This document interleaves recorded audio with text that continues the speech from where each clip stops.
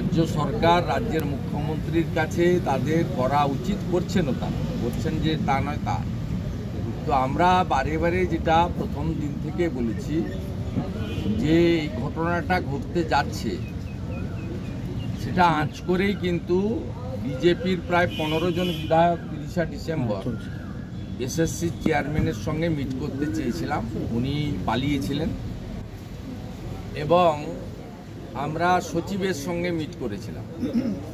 সেখানে আমরা বর্তমান প্রধান বিচারপতি সুপ্রিম কোর্টে দায়িত্ব নেওয়ার পরে যে হিয়ারিং দুটো তিনটে দেখেছি, তাতে যোগ্য অযোগ্য বাছাই করার ব্যাপারে এসএসসিকে তথা রাজ্য সরকারকে অনেকবার সুযোগ দিয়েছে সুপ্রিম কোর্ট, কিন্তু তারা অযোগ্যদের বাঁচানোর জন্য এটা করেনি। এটা প্রতিদিন প্রতি মুহূর্তে আমরা সবাই বলছি। কালকে মুখ্যমন্ত্রী দিগ্ভ্রান্ত হয়ে উন্মাদের মতো কতগুলো প্রশ্ন করেছেন, কতগুলো অভিযোগ করেছেন কালকে প্রেস কনফারেন্সে। ওই প্রেস কনফারেন্স শুনে মনে হচ্ছিল চোরের মায়ের লম্বা গলা, চোরের মায়ের লম্বা গলা, এবং উনি অবৈধভাবে নিয়োগ হওয়ার জন্য এবং এসএসসির জন্য প্যানেল বাতিলকে নিয়ে কোনো প্রশ্ন করেননি। কেন হলো, কারা করলো, তার ফ্যাক্ট ফাইন্ডিং করেননি। গোটা ভারতবর্ষে আজকে পশ্চিমবঙ্গ এমনিতেই নানা বিষয়ে কালিমা লিপ্ত হয়েছে এই মুখ্যমন্ত্রীর সময়কালে, বিশেষ করে গত কয়েক বছরে অভয়াকাণ্ড সহ। আপনাদের কালকে মুখ্যমন্ত্রী বলেছে এসএসসি অটোনমাস বডি। মুখ্যমন্ত্রী কি জানেন যে 2013 সালে ব্রাত্য বসুর কাছ থেকে দপ্তরটা যখন পার্থ চ্যাটার্জিকে দিলেন এবং চিত্তরঞ্জন মণ্ডলকে, অধ্যাপক চিত্তরঞ্জন মণ্ডলকে স্কুল সার্ভিস কমিশনের চেয়ারম্যান থেকে সরানো হলো, সৎ মানুষকে, তারপরে এই পার্থ চ্যাটার্জি এসএসসির অটোনমিটা খতম করেছে। এসকে সিনহা রিটায়ার্ড অফিসারের নেতৃত্বে একটা কমিটি তৈরি করেছিল, যে কমিটির কাজ পার্থ চ্যাটার্জির বাঁশদ্রোণীর বাড়ি থেকে করা হতো। মুখ্যমন্ত্রী কি জানেন তার হোম পাওয়ার দপ্তর থেকে নিয়োগ করা ওএসডি এবং PS to education minister WBCS ক্যাডারের অফিসার অভিজিৎ, তিনি এসকে সিনহার যে টিম ছিল তার মেম্বার।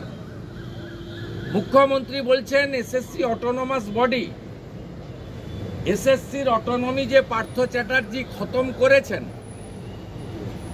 17 সালে, এটা কি মুখ্যমন্ত্রীর জানা আছে? মুখ্যমন্ত্রী তার হোম পাওয়ার দপ্তর নিয়োগকৃত অফিসাররা, যিনি মন্ত্রীর সঙ্গে অ্যাটাচড, তিনি এই রিক্রুটমেন্ট কমিটির মেম্বার হন কি করে? এসএসসির সত্তাকে সরিয়ে এসকে সিনহা, কল্যাণময় গাঙ্গুলি, এরা কি করে নিয়োগ প্রক্রিয়াতে ঢোকেন, এটা কি মুখ্যমন্ত্রী জানেন না?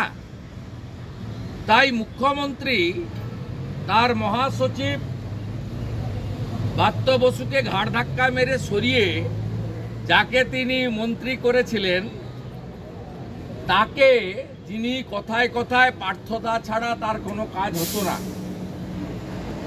তাকে দিয়ে এটা করেছেন। এবং এই যে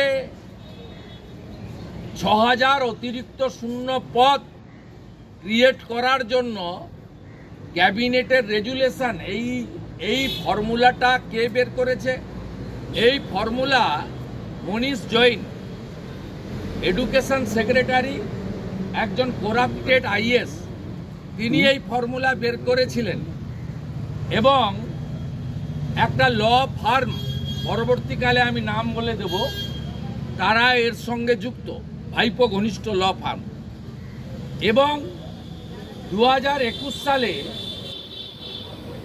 যখন মামলা হয় জাস্টিস অভিজিৎ গাঙ্গুলি মহোদয়ের এজলাসে, এটা পরেশ অধিকারীর মেয়েকে অবৈধভাবে ওয়েটিং লিস্টে নাম থাকা সত্ত্বেও চাকরি দিতে গিয়ে ববিতা দাস তিনি যে মামলা করেছিলেন, সেই মামলার ফলশ্রুতিতেই তদানীন্তন বিচারপতি আজকের সাংসদ অভিজিৎ গাঙ্গুলি মহোদয়, যার উপরে কালকে মুখ্যমন্ত্রী খুব রাগ দেখিয়েছেন, একজন জাস্টিসকে, একজন বর্তমান এমপিকে তার পদবি বিকৃত করে, যেহেতু তিনি হিন্দু, এটা অন্য ধর্মের লোককে পারতেন না করতে, ডাঙ্গুলি। তাহলে পশ্চিমবাংলার যত গাঙ্গুলি আছে সবাই কি ডাঙ্গুলি মুখ্যমন্ত্রীর ভাষায়? এটা মুখ্যমন্ত্রী ব্লিচিং ফিনাইল দিয়ে ওর মুখটা পরিষ্কার করা দরকার আগে। এত নোংরা ভাষা, নোংরা কদর্য আক্রমণ উন্মাদের মতো। ভাইপো মাল তুলেছে কুন্তল শান্তনু কালীঘাটের কাকুর মাধ্যমে, ভয়েস রেকর্ডে ধরা পড়েছে, ৭৩ মিনিটে ৭৩ বার অভিষেক ব্যানার্জি বলেছে, আর উনি কিচ্ছু জানেন না। চোরের মায়ের লম্বা গলা, ভাজা মাছটা উল্টে খেতে জানেন না। তিনি কেঁদে ভাসিয়ে দিচ্ছেন।